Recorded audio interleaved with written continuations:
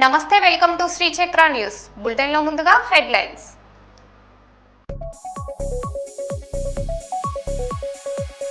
పెంచిన gas, petrol, diesel ధరలను ప్రభుత్వం వెంటనే ఉపసంహరించుకోవాలి. తెలంగాణ రాష్ట్ర మహిళా కాంగ్రెస్ అధ్యక్షురాలు ఎర్రబెల్లి స్వర్ణ.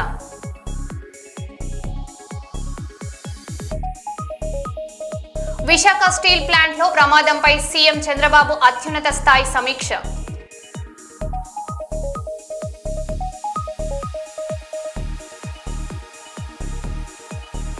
కాంగ్రెస్ ప్రభుత్వంపై సిపిఐ ఎమ్మెల్యే కూనంనేని సాంబశివరావు తీవ్ర విమర్శలు.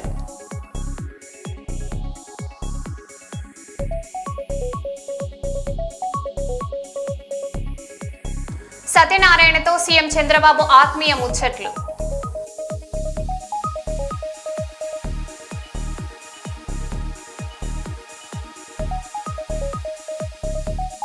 జనగామ జిల్లాలో వానకొండయ్య మైనింగ్ పై బీఆర్ఎస్ నేతల మీడియా సమావేశం.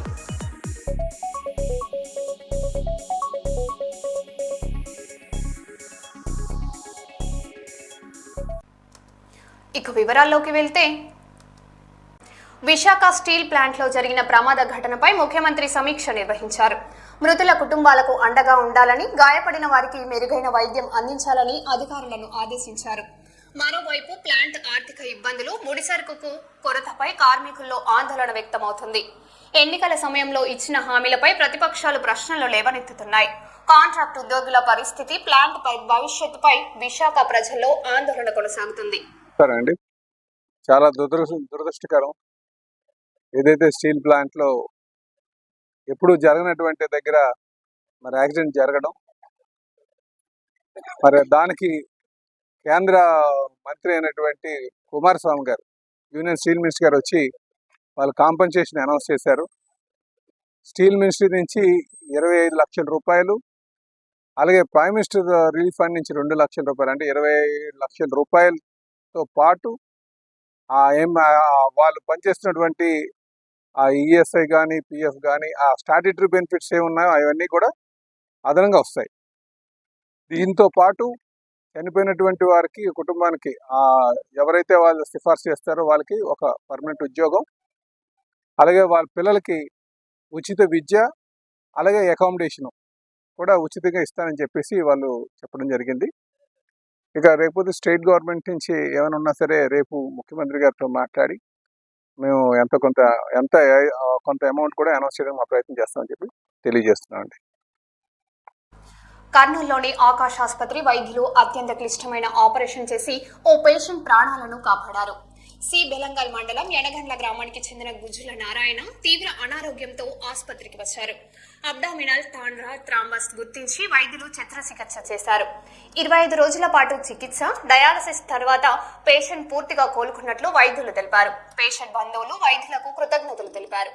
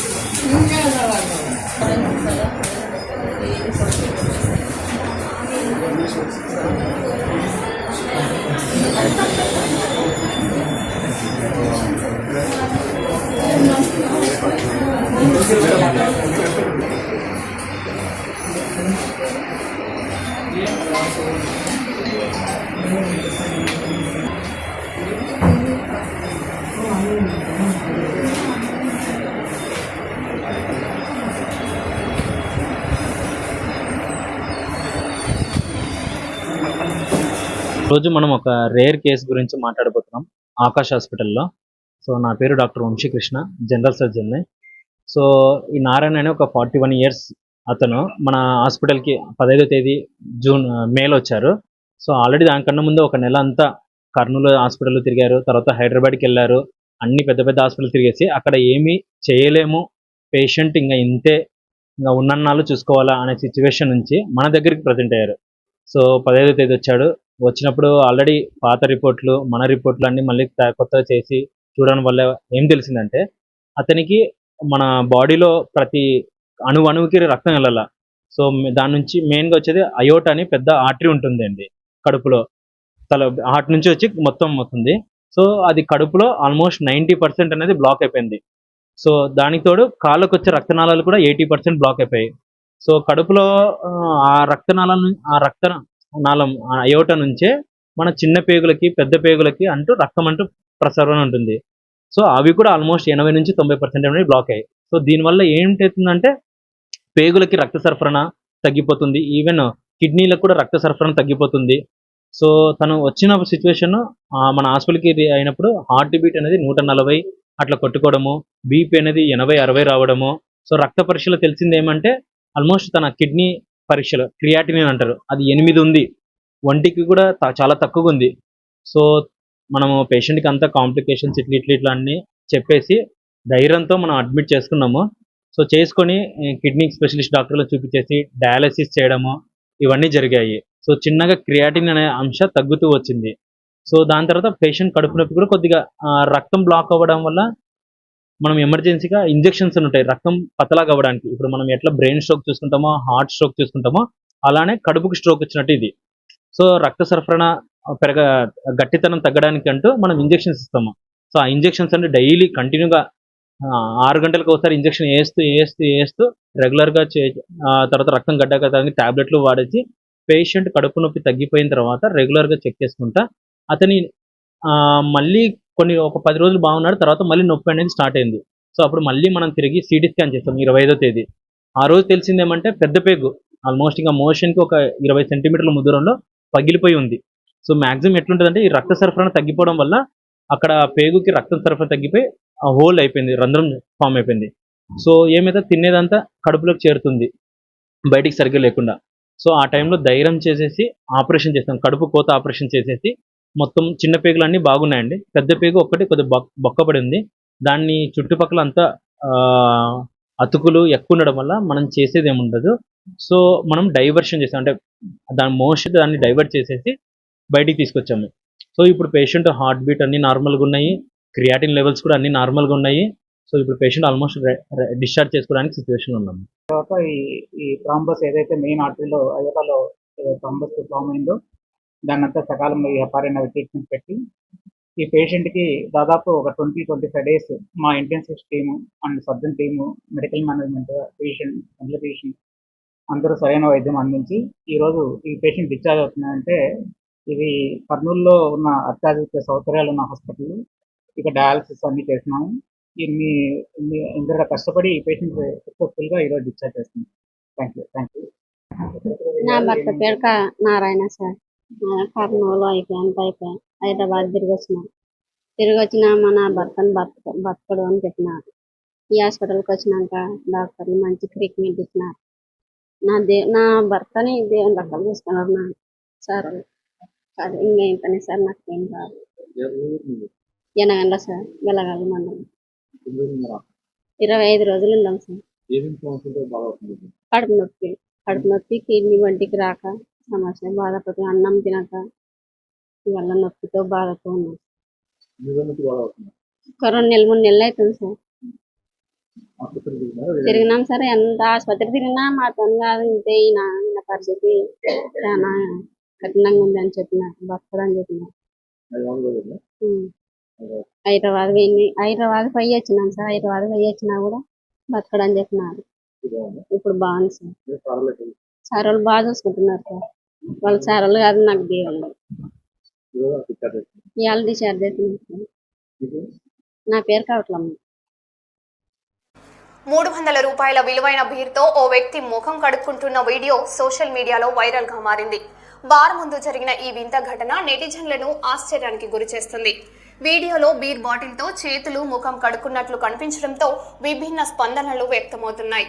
అయితే ఈ వీడియో ఎక్కడ ఎప్పుడు చిత్రీకరించబడిందన్నది ఇంకా నిర్ధారణ కాలేదని సమాచారం. ప్రస్తుతం ఈ దృశ్యాలు సోషల్ మీడియాలో చర్చాంశనీయంగా మారాయి.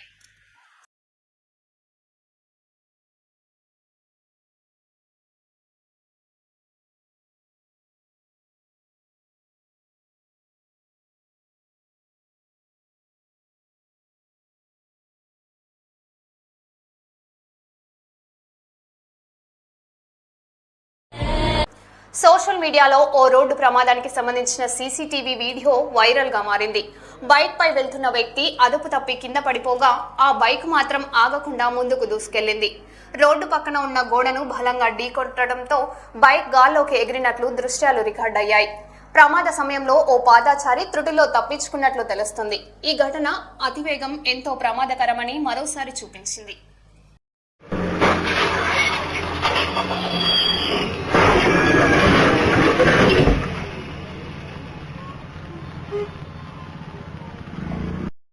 నెక్కొండ గ్రామ పంచాయతీ ఆధ్వర్యంలో సర్పంచ్ శ్రీ పెండ్యాల హరిప్రసాద్ అధ్యక్షతన గ్రామ సభ నిర్వహించారు. వరంగల్ జిల్లా కలెక్టర్ సత్యసారథ దేవి హాజరై తడి, పొడి, హానికర చెత్తను ఇంటి వద్దే వేరు చేయాలని ప్రజలకు అవగాహన కల్పించారు. పర్యావరణ పరిరక్షణ, పంట కొయ్యలు కాల్చవద్దని, మొక్కలు నాటాలని సూచించారు. వర్షాకాలంలో సీజనల్ వ్యాధులపై జాగ్రత్తలు తీసుకోవాలని తెలిపారు. ఓటర్ల జాబితా సవరణలో భాగంగా వివరాలు సరిచేసుకోవాలని సూచించారు. సర్పంచ్, అధికారులు, ప్రజలు పాల్గొన్నారు. వీటిని ప్రాసెస్ చేయడం ఈస్ట్ అవుతుంది. ప్రాణాంతకమైనది నల్ల రంగు అయితే మన శానిటరీ నాప్కిన్స్ వీటన్నిటికీ ఇచ్చింది ఎరుపు రంగు. ఈ రెండు కొత్తగా మనం వాడాలి. అది వాడితే ఏమవుతుంది అని అంటే ఇందులో తడి చెత్త ఏదైతే ఉందో దాని నుంచి మనం ఎరువు తయారు చేసుకోవచ్చు. మళ్ళీ మనకి యూజ్ అవుతుంది. ఇప్పుడు వాళ్ళు చెప్పిన వానపాములు అవన్నీ మనం ఇంటికాడే చేసుకోవచ్చు, లేదా వాళ్ళు తీసుకుపోయి ఏదైతే యార్డ్ ఉందో డంపింగ్ యార్డ్ అక్కడ తయారు చేస్తారు. ఏదైతే పొడి చెత్త మీరు పేపర్ కానీ ప్లాస్టిక్ కానీ వేస్తారో దానిని మనము ఇప్పుడు మెగా టెక్స్టైల్ పార్క్ చాలా మందికి ఐడియా ఉంది. అక్కడ ఒక ఇండస్ట్రీ ఉంది. ఈ ప్లాస్టిక్ని తీసుకుపోయి జీన్స్ ప్యాంట్లు తయారు చేస్తారు.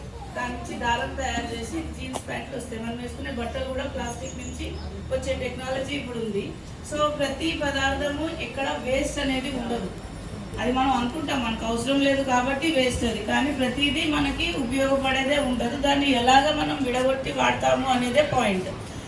అండ్ శానిటరీ నాప్కిన్స్ వరకు వచ్చేసరికి ఈ రోజులలో కొన్ని డిస్పోజబుల్ బ్యాగ్స్ మనకి దొరుకుతున్నాయి. మీరు ఆన్లైన్లో కూడా దొరుకుతున్నాయి. ఆ శానిటరీ నాప్కిన్ డైపర్లు డిస్పోజ్ చేసేటప్పుడు ఆ కవర్లో వేసి వాటిని సీల్ చేసి వేస్తే ఏంటంటే స్మెల్ రాదు ఒకటి. రెండు, దాంట్లో ఒక బ్యాక్టీరియా ఉంటుంది, వేరేది తినేయడం మొదలు పెడుతుంది ఆ శానిటరీ నాప్కిన్. సో ఇప్పుడు మనకి ఒక సంవత్సరం పట్టేది అది 3 నెలల్లోనే ఆ కవర్లో వేస్తే అది మొత్తం డిగ్రేడ్ అవుతుంది. దాన్ని సపరేట్గా వేయడం వలన మనకి ఇబ్బంది ఉండదు. సో మీరు అది 100 రూపాయలకి ఒక 200-300 బ్యాగ్స్ వస్తాయి, మాకు సంవత్సరం పాటు వస్తాయి అవి.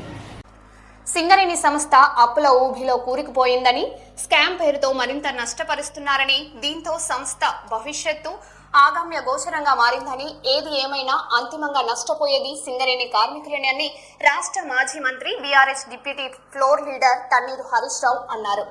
ఆదివారం సాయంత్రం ఎన్టీపీసీలోని శ్రీ మయా ఫంక్షన్ హాల్లో జరిగిన సింగరేణి పరిరక్షణ సదస్సులో కుంభకోణాలపై సుమారు గంట పాటు స్టేజ్ పై నిలబడి పవర్ పాయింట్ ప్రజెంటేషన్ ద్వారా కార్మికులకు సంస్థ తీరుపై కళ్లకు కట్టినట్లు వివరించారు. ఈ సదస్సులో టీబీజీకేఎస్ అధ్యక్షులు మిర్యాల రాజిరెడ్డి, నాయకులు మాదాసి రామ్మూర్తి, బ్యాళ్ల హరీష్ రెడ్డి, మూల విజయారెడ్డి, జక్కు శ్రీహర్షిని, నూనె కొమ్రయ్య, నడిపెల్లి మురళీధర్రావు, కౌశిక హరి తదితరులు పాల్గొన్నారు.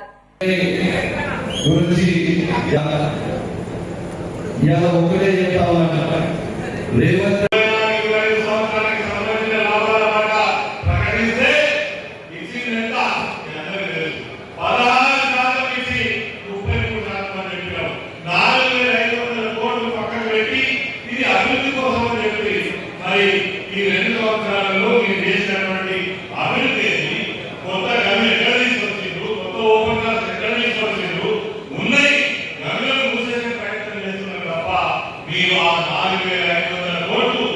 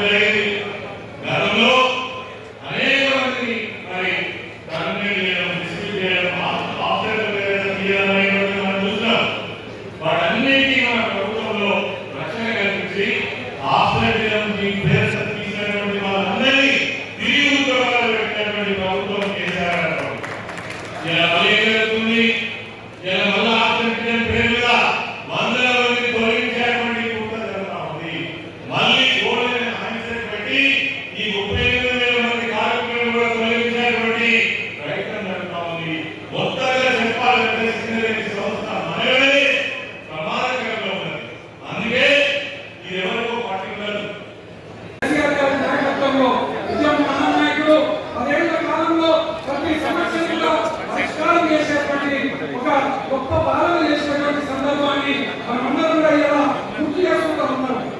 10 ఏళ్ళు కార్మికులకు ఏ కష్టం వచ్చినా కూడా గతంలో కేసీఆర్ గారు తెలంగాణ తొలి ముఖ్యమంత్రి కేసీఆర్ గారు మాత్రమే సింగరేణి తెలంగాణకు కొమ్ము బంగారం.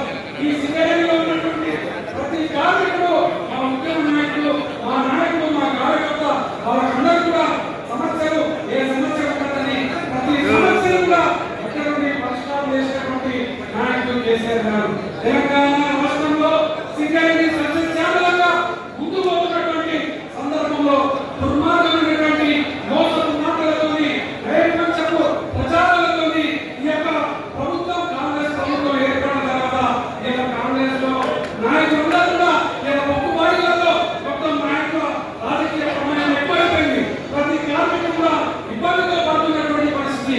గెలిచినటువంటి ఏఐటీసీ కానీ ఆంధ్రప్రదేశ్ చేస్తున్నటువంటి ఐఎన్టీసీ కానీ ఎవరు కూడా కార్మికుల పక్షాన కార్మికుల సమస్యలను చూసినటువంటి దాఖలాలు లేవు. అందుకోసమే ఇలా ఒప్పుకొని కార్మిక సంఘం నాయకత్వంలో కార్యాచరణ తీసుకున్నటువంటి సందర్భంలో హరీష్ ఒక జరిగినటువంటి తెలంగాణ భవన్లో జరిగినటువంటి సమస్యలన్నింటినీ కూడా సింగరేణిలో అవినీతి ఏ విధంగా జరుగుతుంది, సింగరేణి తెలంగాణ రాష్ట్రం ఉన్నప్పుడు ఏ విధమైనటువంటి విధంగా ఉంది, ఆనాడు ఓడి అప్పు ఎంత తీసుకున్నారు సింగరేణి, ఈ రోజు తీసుకున్నటువంటి ఈ యొక్క సింగరేణి బ్యాంకులో ఉన్నటువంటి వాళ్ళతోని వాళ్ళ బ్యాంకుల నుంచి అప్పు తెచ్చి కార్మికులకు జీతాలు ఇస్తున్నటువంటి విషయాలన్నింటినీ కూడా కార్మికులు మహారాష్ట్రకు, ఇటు కర్ణాటకకు, ఇటు తెలంగాణకు, వివిధ రాష్ట్రాలకు, ఆంధ్రప్రదేశ్కు బహు సప్లై చేస్తారు. సకల జనుల సమ్మెలో ఆ కార్మికులు చేసిన పోరాటం దేశ ప్రధానిని కూడా కలిగించిన గొప్ప పోరాటం చేసినటువంటి కార్మికులు అంటే తెలంగాణ ఉద్యమంలో మీ పాత్ర చాలా గొప్పది. అందుకే కేసీఆర్ గారికి మీరంటే చాలా ప్రేమ. అందుకే ఆయన గారు నాకు ముఖ్యమంత్రి చంద్రబాబు నాయుడు గారు ఆయన గోల్డెన్ స్టేట్ అని పెట్టి వేల మంది ఉద్యోగాల నుంచి తొలగించారు. 70 ఉద్యోగాలను రద్దు చేసింది. తర్వాత వచ్చిన కాంగ్రెస్ 10 ఏళ్ళు పాలించిన 70 ఉద్యోగాలను పునరుద్ధరించలేదు. కానీ కేసీఆర్ గారు ఇవాళ అసలు సింగరేణిలో సగం మంది కేసీఆర్ కలిసిన 70 ఉద్యోగాలు కూడా 19,000 డిపెండెంట్ ఉద్యోగాలు ఇచ్చారు. ఇలా 35,000 మంది పనిచేస్తే సగానికి సగం కేసీఆర్ ఇచ్చిన డిపెండెంట్ ఉద్యోగులు మరి కేసీఆర్ గారికి ఇవ్వకపోతే ఇక్కడంతా 19,000 అంటే ఇచ్చిన మాట నిలుపుకున్నారు. డిపెండెంట్ ఉద్యోగాలు వచ్చేసి ఎన్ని పట్టాలు ఇచ్చేసి ఇళ్ల స్థలాలను రెగ్యులైజ్ చేసి మీ అందరికీ కూడా ఆ భూముల మీద మీ ఇళ్ల మీద మీకు సర్వ హక్కులు కల్పించింది కూడా కేసీఆర్ గారు. అది చెప్తే చాలా ఉన్నాయి. సరే దురదృష్టవశాత్తు మన ప్రభుత్వం పోయింది కాంగ్రెస్. ఎవరైనా మన డిపెండెంట్ ఉద్యోగాలు తొలగించిన ఆ బాబు బట్టే ఇప్పుడు ముఖ్యమంత్రి. ఆయన బట్టి అందుకే మళ్ళీ స్టార్ట్ చేసినప్పుడు మళ్ళీ గవర్నమెంట్ చేయడానికి వెళ్తా ఉన్న 30,000 మందికి కొంతమంది కూడా అదే కేసీఆర్ 19,000 ఉద్యోగాలు ఇచ్చారు. దాని మీద విజిలెన్స్ పెట్టి కొంతమంది ఉద్యోగాల నుంచి తీసేస్తా అని మళ్ళా బాబు రాక అనుకున్నాడు. అదే ఆనాడు చంద్రబాబు నాయుడు సింగరేణి ఎట్లయితే ఆగం పెట్టించిందో ఇవాళ రేవంత్ రెడ్డి కూడా మళ్ళీ అదే పాటలు పోతారు. లీక్ వస్తుంది కాకపోసారి గోల్డెన్ చేయడానికి పెట్టడం ఉన్న ఉద్యోగాలు తీసేస్తారు. అదే కేసీఆర్ గది ఉద్యోగాలు ఇచ్చిండు, దాని మీద ఎంక్వైరీ పెట్టారు. మరొకసారి మా ఈశ్వరన్న, మా రాజశేఖర్ గారు, మా చంద్రబాబు పోతే వాళ్ళందరూ ఫిట్ ఉంటారు. అన్ఫిట్ చేయాలి, నడవదే వస్తలేదు, 2 కిడ్నీలు ఫెయిల్ అయింది, బైపాస్ సర్జరీ అయింది, క్యాన్సర్ వచ్చి నోపోయింది. అటువంటి వాళ్ళని తీసుకొని మేము సిగరెట్ పోయి ఆ డైరెక్టర్ వాళ్ళు గట్టిగా నిలదీసి ఏంటి మీ మెడికల్ బోర్డు అని కాంగ్రెస్ వచ్చాక ఇలా మెడికల్ బోర్డు పెట్టలేదు. ఆనాడు కేసీఆర్ వారం మెడికల్ బోర్డు పెట్టించి మీకు ఉద్యోగాలు ఇప్పించింది. కానీ ఇలా కాంగ్రెస్ 2 సార్లు మెడికల్ బోర్డు పెట్టి అందరినీ మీకు ఫిట్ ఉన్నారు పనిచేయకుండా నడవడానికి కిడ్నీ ఫెయిల్, క్యాన్సర్ వచ్చిన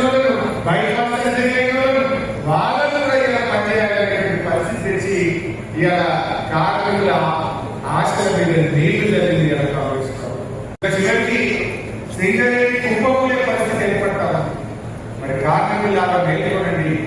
కార్మికులాగా ఈ సంస్థను కాపాడుకోవాల్సిన బాధ్యత ఎవరి మీద లేదు. ఒక ఉద్యమ పార్టీగా తెలంగాణ సాధించిన పార్టీగా మా మీద ఉంది. ఆ సంస్థ మీద బతుకున్న కార్మికులుగా మీ మీద ఉన్నది. మనం కలిసి పోరాడాలి. రాజకీయాలు మీ అన్నింటి విషయాలు ఏ మీది ఇంకో సంఘానికి తర్వాత జనగామ జిల్లా పల్లగుట్ట గ్రామంలో విద్యుత్ సబ్స్టేషన్ల ప్రారంభోత్సవం శంకుస్థాపన కార్యక్రమం జరిగింది. ఉప ముఖ్యమంత్రి బట్టి విక్రమార్క పాల్గొని 60.62 కోట్ల పనులను ప్రారంభించారు. కొత్త సబ్స్టేషన్లతో 60,000కు పైగా వినియోగదారులకు ప్రయోజనం కలిగిందన్నారు. ఈ కార్యక్రమంలో ప్రజాప్రతినిధులు, అధికారులు పాల్గొన్నారు.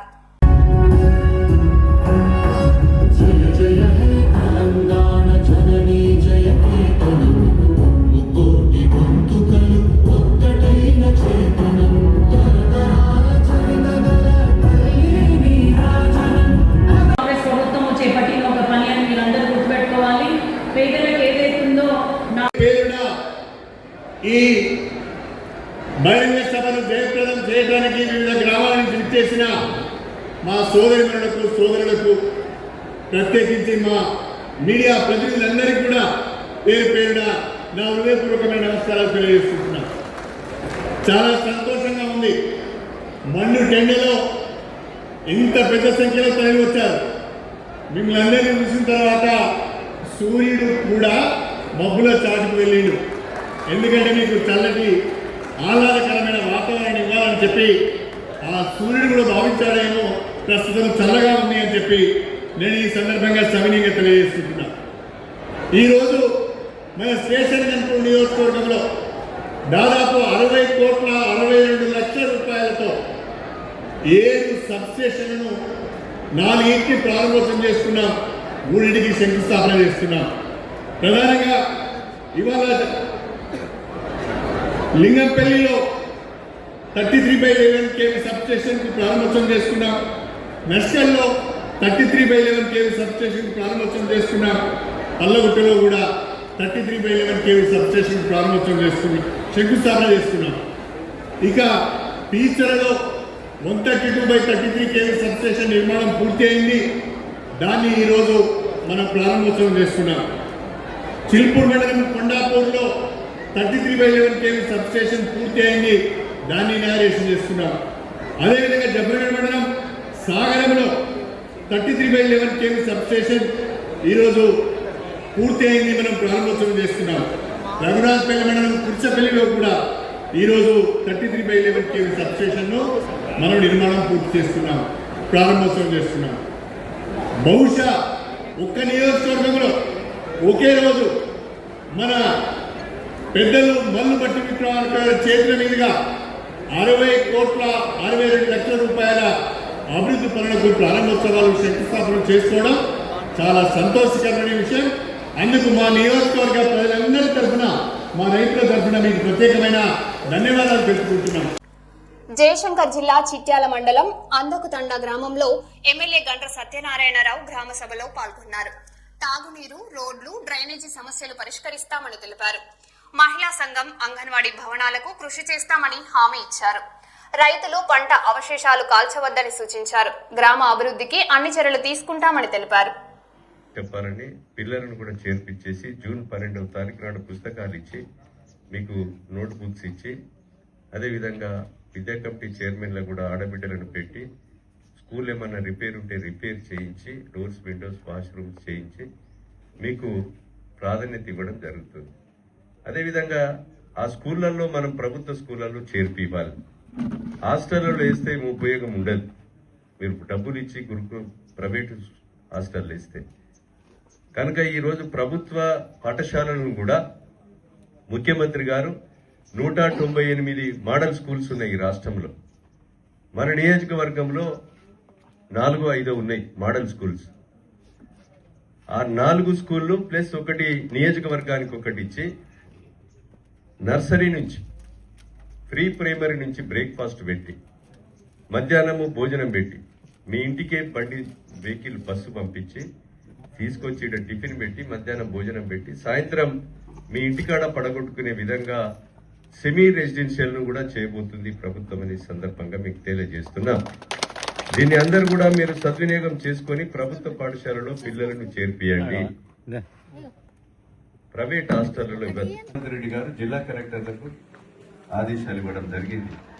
మీరు సాదా బయలు మీద పెట్టుకున్న వాళ్ళందరికీ కూడా పట్టాలు చేయమని. ఇవన్నీ కూడా ఒక 60 రోజుల్లో చేసి మీకు పట్టాలు ఇవ్వబోతున్నాం. ముఖ్యంగా మన నియోజకవర్గంలో ఈ వెంచరామి కింద ఫారెస్ట్ మధ్యలో మన మధ్యలో భూములు దున్నుకుంటున్నాం.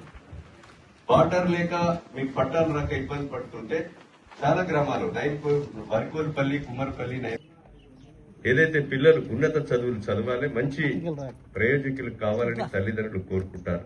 దాన్ని ముఖ్యమంత్రి గారు ఈ రోజు విద్యాశాఖ మంత్రిగా అతనే ఉండి దాని మీద శ్రద్ధ వహించడం జరుగుతుంది. కనుక దీన్ని దృష్టిలో పెట్టుకుని మనందరం కూడా పేరెంట్స్ అందరూ కూడా ప్రభుత్వ స్కూల్లో చేర్పించవలసిందిగా మీకు ఈ సందర్భంగా నేను గుర్తు చేస్తున్నా. అదేవిధంగా వైద్యం కూడా ఈరోజు చిట్యాల్లో ఒక సిటీ స్కానింగ్. మరో బులెటిన్లో మళ్ళీ కలుద్దాం. Stay tune.